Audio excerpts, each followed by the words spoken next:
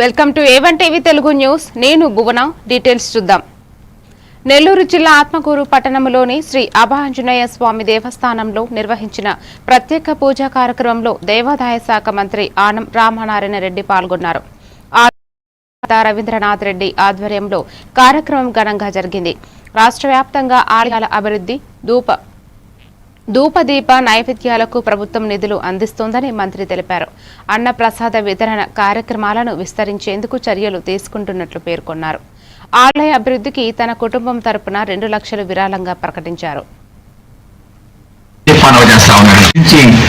మధ్యకాలంలో ఎలా పోయినా దాని గురించి పెద్దగా నేను ఇప్పుడు వివరించదలుచుకోలేదు. ఈ అభయాంజనేయ స్వామి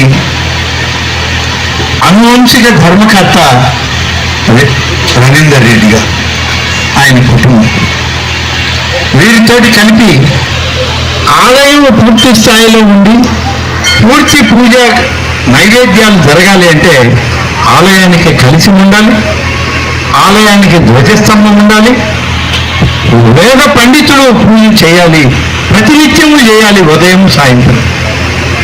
అన్ని ఆలయాల్లో అది కుదరదు, అన్ని గ్రామాల్లో కూడా అది కుదరదు. ఉన్న వాళ్ళ చేత మనం ధూపదీప నైవేద్య మందిరాలను మొదలు పెడుతున్నాం. ప్రతి నియోజకవర్గంలో 25 నుంచి 30 భజన మందిరాలు, శ్రీవాణి అనేటువంటి ఒక విభాగం నుంచి 5 సెంట్లుంటే 20 లక్షలు, 10 సెంట్లుంటే 30 లక్షలు, 15 నుంచి 20 సెంట్ల భూమి కానీ కలిగి ఉంటే 40 లక్షల రూపాయలతో ఆ గ్రామస్తులు లేకుంటే ఆ ప్రాంతం వాళ్ళు ఏ దైవాన్ని వాళ్ళు పూజించాలంటే ఆ దైవం. పార్టీ మీటింగ్, నాయకుల మీటింగ్ అయిన తర్వాత 1-2 రోజుల్లో ఇక్కడి నుంచి విజయవాడకి వెళ్ళి వచ్చి మళ్ళీ కాణిపాకం వెళ్ళాలి. విజయనగరంలో హిందూ ధర్మ రక్షక సమితి ఆధ్వర్యంలో హనుమాన్ జయంతి సందర్భంగా భారీ శోభాయాత్ర నిర్వహించారు. వేలాది మంది భక్తులు జై హనుమాన్ నినాదాలతో ర్యాలీలో పాల్గొన్నారు. కోట జంక్షన్ నుంచి హనుమాన్ జంక్షన్ వరకు జరిగిన ఈ ర్యాలీ భక్తి వాతావరణంలో సాగింది. కార్యక్రమంలో సాధు పరిషత్తు వ్యవస్థాపకులు శ్రీనివాసానంద స్వామి పాల్గొని సనాతన ధర్మ పరిరక్షణకు ఐక్యత అవసరమని పేర్కొన్నారు. హిందూ ధర్మ రక్షక పరిషత్ నాయకులు, బీజేపీ నాయకులు, స్వామీజీలు పెద్ద సంఖ్యలో పాల్గొన్నారు.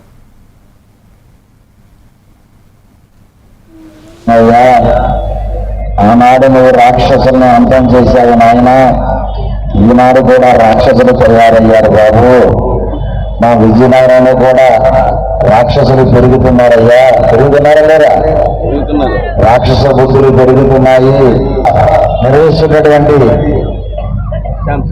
మన శ్యామ గారు, అలాగే జిల్లా కమిటీ సభ్యులు, సభలో ఉండేటువంటి ఏకైక జాతి ప్రపంచంలో, విశ్వంలో ఏ జాతి ఉన్నదంటే అది హిందూ జాతి మాత్రమే అని సగర్వంగా భారత మాతాకి, భారత మాతాకి.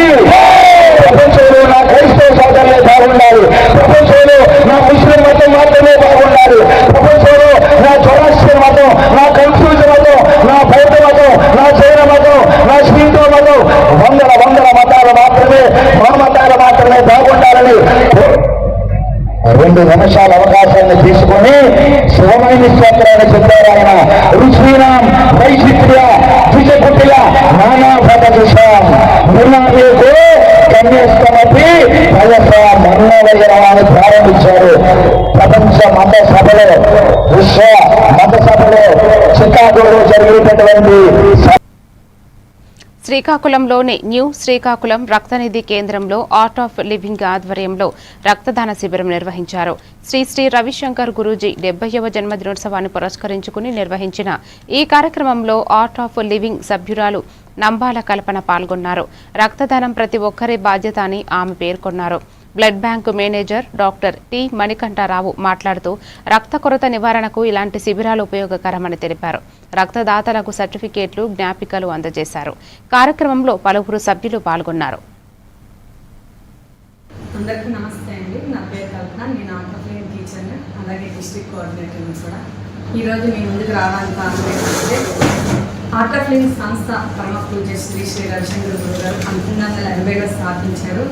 ఈ సంస్థను స్థాపించి 45 వసంతాలు పూర్తి చేసుకున్న సందర్భంగా, అలాగే ఈరోజు మే 13th గురువుగారు 70వ బర్త్డే జరుపుకుంటున్నాము ఇక్కడ మన శ్రీకాకుళంలోనే.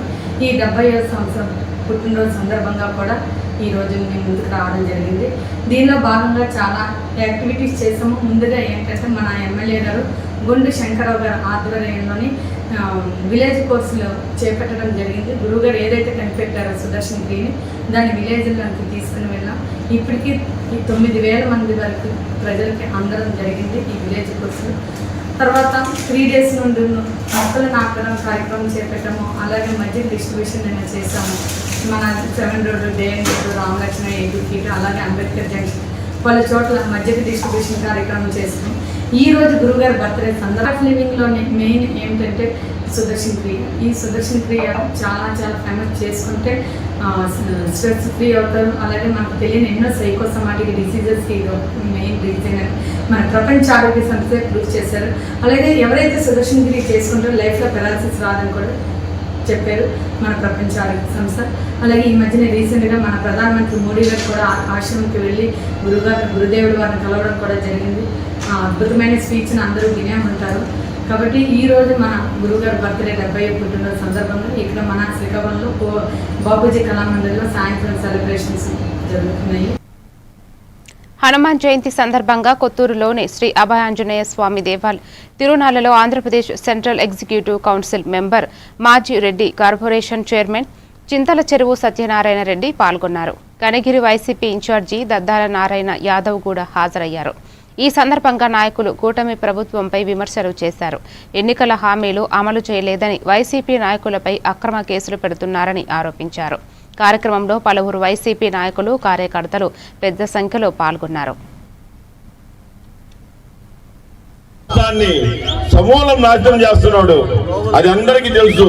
ప్రతిరోజు ప్రతి ఒక్కరూ ఎంతో బాధపడుతున్నారు. జగన్మోహన్ రెడ్డి గారు ముఖ్యమంత్రి కాలేదే అయ్యో అనుకుంటున్నారు. ఇక కరెక్ట్ గా 1000 రోజులుంది ఎలక్షన్ సంగ్రామానికి. మనమందరము సైనికుల్లాగా పనిచేసి జగన్మోహన్ రెడ్డి గారిని ముఖ్యమంత్రి చేయాలని కోరుకుంటూ సెలవు తీసుకుంటున్నాను. ఈ కార్యక్రమాన్ని చేసి ఎందువల్లంటే ఆయన ఎన్నో పథకాలు పెట్టాడు, ప్రతి ఒక్కరి సంక్షేమం కోరాడు. అటువంటి ముఖ్యమంత్రి భారతదేశంలోనే లేడు. అటువంటి వ్యక్తి ఓడిపోవడం చాలా దురదృష్టకరం.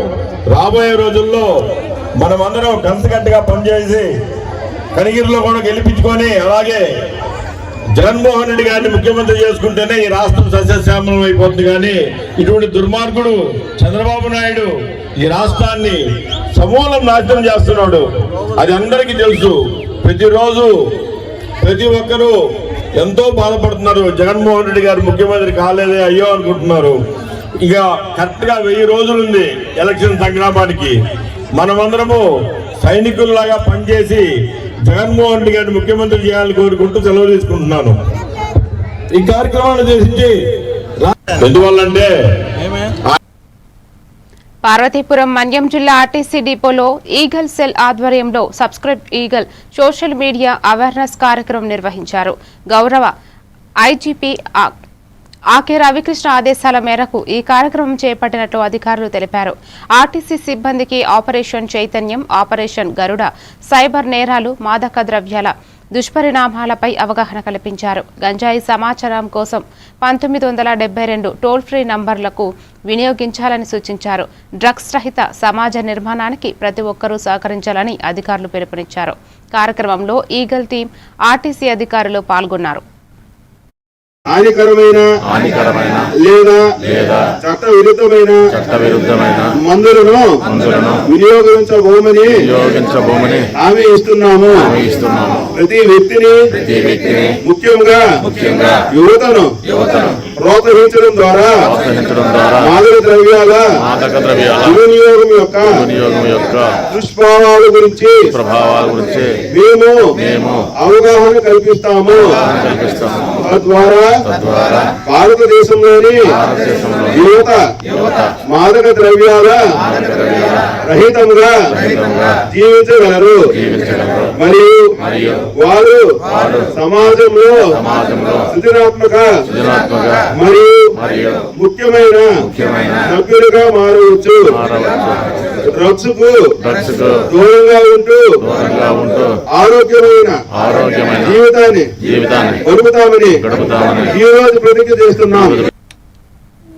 మార్కాపురం జిల్లా కనిగిరి నియోజకవర్గంలోని కొత్తూరులో హనుమాన్ జయంతి సందర్భంగా ప్రత్యేక పూజా కార్యక్రమాలు ఘనంగా నిర్వహించారు. ఈ కార్యక్రమంలో కనిగిరి శాసనసభ్యులు, ఒంగోలు పార్లమెంటు టీడీపీ అధ్యక్షులు ముక్కు ఉగ్రనరసింహారెడ్డి పాల్గొన్నారు. స్వామివారికి ప్రత్యేక పూజలు నిర్వహించిన అనంతరం ఏర్పాటు చేసిన సాంస్కృతిక కార్యక్రమాలను ఆయన తిలకించారు. భక్తులు పెద్ద సంఖ్యలో పాల్గొని జై హనుమాన్ నినాదాలతో ఆలయ ప్రాంగణాన్ని భక్తి వాతావరణంగా మార్చారు. కార్యక్రమంలో స్థానిక టీడీపీ నాయకులు కూడా పాల్గొన్నారు.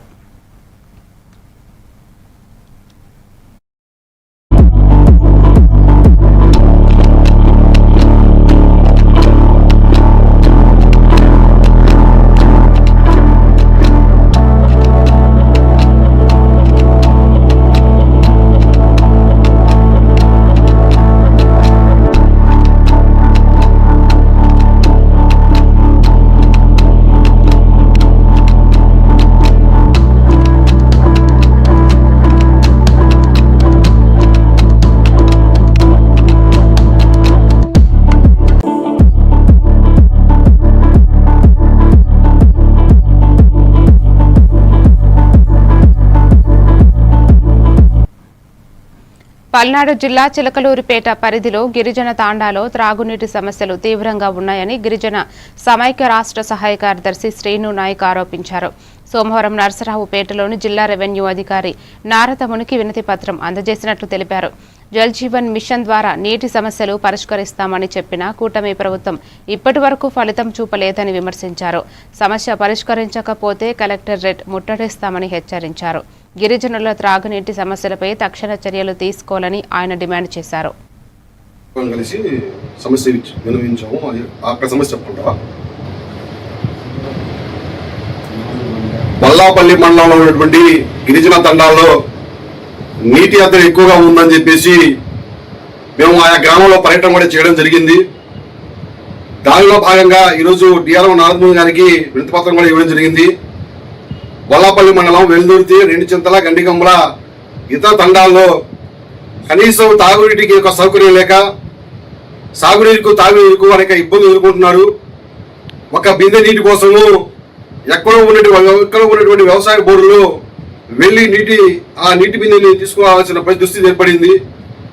కానీ కూటమి ప్రభుత్వం అధికారంలోకి వచ్చిన తర్వాత గిరిజన గ్రామాల్లో జల్ జీవన్ మిషన్ ద్వారా ప్రతి ఇంటికి కుళాయిల ద్వారా నీరు అందిస్తామని చెప్పినటువంటి కూటమి ప్రభుత్వం ఇప్పటి వరకు గిరిజన గ్రామాల్లో కనీసం నీటి కుళాయి కాదు కదా, కనీసం నీటి అంతని నివారించినటువంటి దాని సమస్య పరిష్కారం ఏదని కూడా చూడలేదు.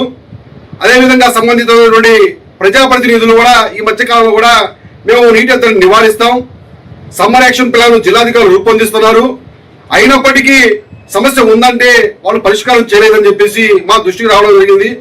కాబట్టి ఈ సమస్య పరిష్కారం చేయమని చెప్పేసి ఈరోజు పల్నాడు జిల్లా కలెక్టర్ కార్యాలయంలో నారదమూని గారికి వినతిపత్రం ఇవ్వడం జరిగింది. ఆర్డబ్ల్యూఎస్ అధికారులను పిలిపించి ఈ పల్నాడు జిల్లాలో ఉన్నటువంటి గిరిజన గ్రామాల్లో ప్రధానంగా బొల్లాపల్లి మండలంలో ఉన్నటువంటి వెల్దుర్తి కానివ్వండి, దుర్గి కానివ్వండి, గండిగంబల కానివ్వండి, ఇతర ప్రాంతాల్లో సర్వే జరిపి నీటి అంతరం ఏర్పాటు చేయాలని చెప్పేసి ఆర్డబ్ల్యూఎస్ అధికారులకి నారదమూని గారు చెప్పడం జరిగింది. ఈ సమస్య కనుక పరిష్కారం కాకపోతే తప్పకుండా మేము గిరిజన కాలనీలో ఆయా ప్రజలతో మమేకమై జిల్లా కలెక్టర్ కార్యాలయం నుండి ముట్టడి చేస్తామని కూడా మేము అధికారులకు హెచ్చరిస్తా ఉన్నాం. వరంగల్ తూర్పు నియోజకవర్గం చౌరస్తాలో బీఆర్ఎస్ ఆధ్వర్యంలో మహాధర్నా నిర్వహించారు. బీజేపీ విధానాలు, ప్రజలపై జరుగుతున్న అఘాయిత్యాలను నిరసిస్తూ ఈ ఆందోళన చేపట్టినట్లు మాజీ ఎమ్మెల్యే సన్నపునేని నరేందర్ తెలిపారు. దేశంలో ప్రజాస్వామ్యం కూనీ చేయబడుతోందని ఆయన విమర్శించారు. మహిళల భద్రతపై కేంద్ర ప్రభుత్వం విఫలమైందని ఆరోపిస్తూ బేటీ బచావో నినాదం ఎక్కడ ఉందని ప్రశ్నించారు. ఈ పార్టీ నాయకులు, మహిళా యువజన విభాగాలు పెద్ద సంఖ్యలో పాల్గొన్నారు. ఈ అంశంపై పోరాటం కొనసాగిస్తామని నరేందర్ పేర్కొన్నారు. తనను కూడా దోషిగా ఎఫ్ఐఆర్లో పెట్టాలన్నది మా డిమాండ్. అదేవిధంగా పోలీసులు మాకు నిర్దోషిత, మరి ఏది నిజం ఏది అబద్ధం, ఇది రాష్ట్ర కేంద్ర ప్రభుత్వాలు ఆడేటువంటి ఆట. ప్రజలందరూ గుర్తించుకోవాలి, ముఖ్యంగా రాష్ట్ర మహిళలందరూ గుర్తుపెట్టుకోవాలి. ఒక బాలిక పట్ల రెండు రాజకీయ పార్టీలు ఆడేటువంటి నీచమైన క్రీడ ఏదో ఉందో అది మహిళా లోకమంతా కూడా గుర్తి. అమ్మాయిలు చదువుకోవాలి, అమ్మాయిలకు రక్షణ కల్పించాలంటారు. చెప్పినోనివి నువ్వే ద్రోహం చేసింది నీ సహాయక మంత్రి కుటుంబమే అని కూడా నీ మాటకు విలువెక్కడుందని నరేంద్ర మోడీని అడగడం జరుగుతుంది. ఇంత మోసం చేసి బలవంతంగా గద్దె దింపి ఇవన్నీ కూడా పనులు చేశారు. మీకు ఒక ముఖ్యమైన మాట చెప్పాలి, ఎవరికి దంగని మనిషి ఎవరైనా ఉన్నారంటే అది కేసీఆర్. మరి కేసీఆర్ గారు వంగుతలేడు, వంగకుంటే ఎట్లా అని చెప్పి వాళ్ళ సంతోష్ జీ అని ఉంటాడు బీజేపీ నాయకుడు, వాళ్ళ బ్యాక్ ఆఫీస్ అంతా చూస్తాడు. అందుకే చెప్తున్నాను, నువ్వు భాగ్యలక్ష్మి అమ్మవారు చార్మినార్ దగ్గర గుంటూరు జిల్లా రాచర్లపాడు కిసాన్ సెజ్లో ఈ నెల 27, 28, 29 తేదీల్లో జరగనున్న మహానాడు సన్నాహక సమావేశాలు వేగంగా కొనసాగుతున్నాయి. ఈ సమావేశాల్లో కావలి ఎమ్మెల్యే దగ్గుమాటి వెంకటకృష్ణారెడ్డి పాల్గొని పలు సూచనలు అందించారు. ప్రాంగణ ఏర్పాట్లను స్వయంగా పరిశీలించి యుద్ధ ప్రాతిపదికన పనులు పూర్తి చేయాలని నేతలు ఆదేశించారు. రాష్ట్ర పార్టీ అధ్యక్షుడు పల్లా శ్రీనివాసరావు ఆధ్వర్యంలో మంత్రులు, ఎమ్మెల్యేలు, ఎంపీలు పాల్గొని మహానాడు విజయవంతానికి వ్యూహ రచన చేశారు. కార్యకర్తల్లో కొత్త ఉత్సాహం నింపుతూ ఏర్పాట్లు వేగంగా కొనసాగుతున్నాయి.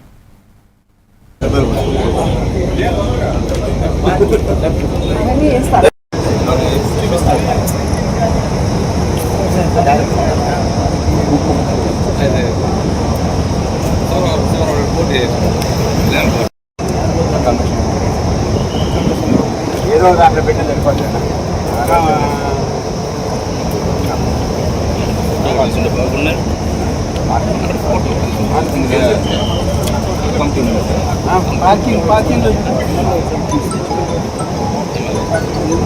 సార్ సార్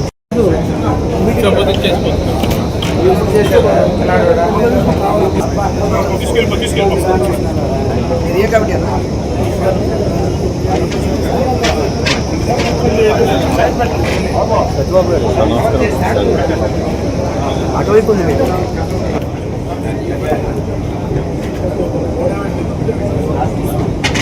కాన్ఫరెన్స్ హాల్ ఉంది, అక్కడ కూడా కూర్చోవచ్చు. ఎవరు కూడా కమిటీలో సభ్యులు కానటువంటి వాళ్ళు దయచేసి బయటికి పోవాల్సిందిగా కోరుతా ఉన్నాం. ఏ కమిటీకి సంబంధించి ఆ కమిటీ బోర్డులు పెట్టి ఉన్నాయి. ఆ కమిటీ రంగారెడ్డి జిల్లా కర్తాల్ మండలం గానుగమార్ల తాండాలో ఐక్యత ఫౌండేషన్ ఆధ్వర్యంలో ఏర్పాటు చేసిన ఉచిత వాటర్ ప్లాంట్ను ఐక్యత ఫౌండేషన్ చైర్మన్ సుంకి రాఘవేందర్ రెడ్డి ప్రారంభించారు. గ్రామ సర్పంచ్ బనావత్ సేవ్యా నాయక్తో కలిసి ఆయన ప్లాంట్ను ప్రారంభించి ప్రజలకు త్రాగునీటి సదుపాయాన్ని సద్వినియోగం చేసుకోవాలని సూచించారు. అనంతరం గ్రామంలో ఆలయాలను సందర్శించి అభివృద్ధికి సహకరిస్తానని తెలిపారు. విద్య, వైద్యం, ఉపాధి లక్ష్యంగా ఫౌండేషన్ పనిచేస్తుందని, పేద విద్యార్థులకు ఉచిత కోచింగ్ సెంటర్లు కూడా నిర్వహిస్తున్నట్లు వివరించారు. వేరే వాళ్ళకి అన్నంతగా చేస్తడం జరుగుతుంది. బట్ మీలో ఏంటి అంటే ఒక యూనిటీ ఉంది. ఇప్పుడు మేము ఇక్కడ కార్యక్రమం చేశాం, ఇంకొక మీకు సంబంధించిన వాళ్ళు వేరే ఊర్లో ఉంటారు, మీ చుట్టాలు కానీ మీకు తెలిసిన వాళ్ళు కానీ, వాళ్ళు కూడా రావడం, మీరు ఇక్కడ చేసిన కార్యక్రమాన్ని చెప్పడం. దేవుళ్ళు ఎందుకు అంటే, ఎందుకు లాస్ట్ గా కంప్లీట్ అయ్యేటప్పుడు నేను పని చేస్తా అంటే, నేను మొదలిస్తే కొన్ని దేవాలయాలు అక్కడే ఆగుతాయి. మళ్ళీ వాళ్ళు నెక్స్ట్ టర్న్ ఎవరన్నా డొనేషన్ ఇచ్చినప్పుడు కానీ ఇంకేదైనా చేసినప్పుడు కానీ స్టార్ట్ అవుతాయి. కొన్ని దేవాలయాలు విలేజ్లలో అంటే తాండాలు ఇవి వచ్చే వరకు మీరు చాలా కలెక్టివ్గా తొందరగా ఏదైనా పని అనుకుంటే చేసేస్తారు. కొంచెం మేమేంటంటే మీరంతా ఒక మాట మీద ఉండి ఏదైనా ఉండండి, పార్టీలు ఎలక్షన్ వచ్చినప్పుడు ఉంటారు, తర్వాత అందరూ కట్టుకోవాలా అన్నప్పుడు తొందరగా కట్టేసుకుంటారు. సో చాలా సంతోషం. అలానే సో తప్పకుండా ఈ యొక్క మంచి కార్యక్రమాలలో మీరు అనుకున్నప్పుడు అవును ఐక్యత ఫౌండేషన్ కూడా ఉంది, తప్పకుండా వారి వల్ల కూడా సాయం అందుతుందని మీ మనసులో ఉన్నందుకు ప్రత్యేకంగా ఒక మంచి పని చేయాలి అంటే దానికి ఒక మంచి మనసు కావాలి. సో కడతాల్ మండలంలోనే ఉన్నాను, ఇంకా నేను కాకుండా ఈ యొక్క మంచి కార్యక్రమాలకు ఏది మన రాధాకృష్ణ మెమోరియల్ ట్రస్ట్ నుంచి వారు కొన్ని సంవత్సరాలుగా వారి యొక్క కొడుకుని దృష్టిలో పెట్టుకొని గుర్తు పెట్టుకొని మర్చిపోకుండా ఇలాంటి మంచి కార్యక్రమాలు చేస్తున్నందుకు వారికి కూడా పశ్చిమ గోదావరి జిల్లా భీమవరంలో ఆక్వా రంగాన్ని కూటమి ప్రభుత్వం కుప్పకూల్చుతోందని వైఎస్ఆర్సీపీ జిల్లా అధ్యక్షులు ముదునూరి ప్రసాద్ రాజు విమర్శించారు. వైఎస్ఆర్సీపీ కార్యాలయంలో నిర్వహించిన విలేకరుల సమావేశంలో ఆయన మాట్లాడుతూ ఫీడ్ ధరల పెంపుపై తీవ్ర ఆగ్రహం వ్యక్తం చేశారు. ప్రభుత్వం ఫీడ్ కంపెనీలు కుమ్మక్కై ఆక్వా రైతులను దోపిడీ చేస్తున్నారని ఆరోపించారు. ధరలు తగ్గించకపోతే ఉద్యమం చేపడతామని హెచ్చరించారు. విద్యుత్ సబ్సిడీలు, ఆక్వా కనెక్షన్లపై ప్రభుత్వం నిర్లక్ష్యం చూపుతోందని ఆయన విమర్శించారు. కూటమి ప్రభుత్వంలో ఎంతగానో ఎదురు చూస్తున్నారు. ఎందుకంటే ఎన్నికల ముందు ఆక్వా రైతుల కోసం జగన్ గారు చేస్తున్నటువంటి అభివృద్ధి సంక్షేమం కాకుండా ఆక్వా రైతులకు ఇచ్చినటువంటి సపోర్ట్ కన్నా మేము మిన్నగా చేస్తామని ఇక్కడికి వచ్చినటువంటి కూటమి నాయకులు అందరూ కూడా హామీలు ఇచ్చున్నారు. ఇష్టం వచ్చినటువంటి రేటుకి అమ్మేటువంటి పరిస్థితి, ఆ రోజున ఎక్స్పోర్టర్స్ ఏ రేట్ పెడితే ఆ రోడ్డుకి అమ్మేటువంటి పరిస్థితి గతంలో ఉండేది.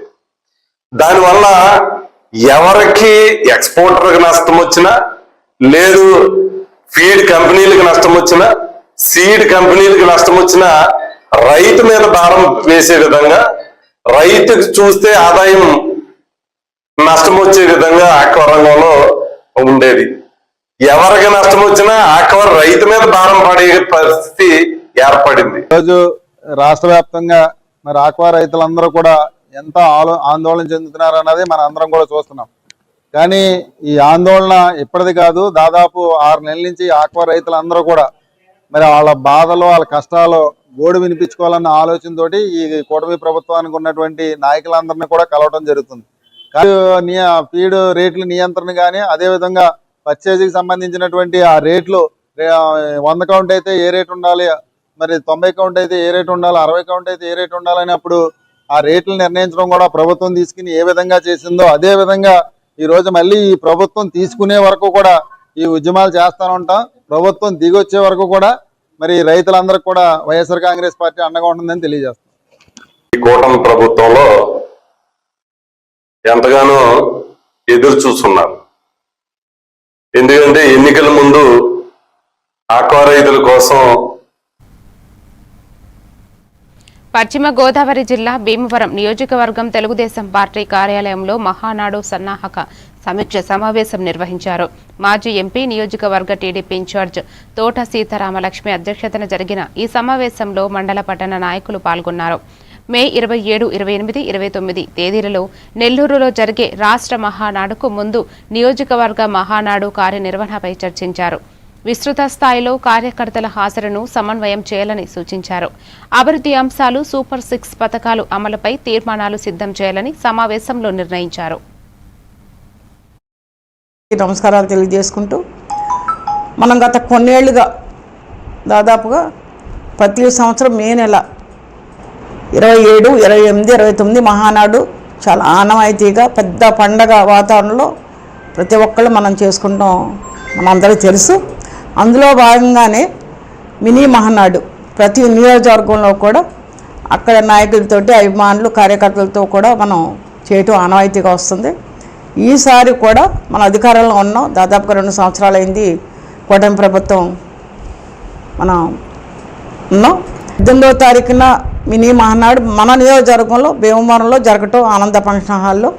అలాగే జిల్లా మహానాడు కూడా 23, 24 డేట్ల్లో కూడా అది కూడా పెట్టడం జరుగుతుంది. 27, 28, 29వ తారీఖుల్లో కూడా మహానాడు నెల్లూరులో పెట్టడం అనేది మీరందరూ కూడా చూస్తున్నారు. ప్రతి ఒక్కళ్ళు కూడా ఇందులో కూడా కొన్ని తీర్మానాలు చేయడం కూడా ఉంటుంది.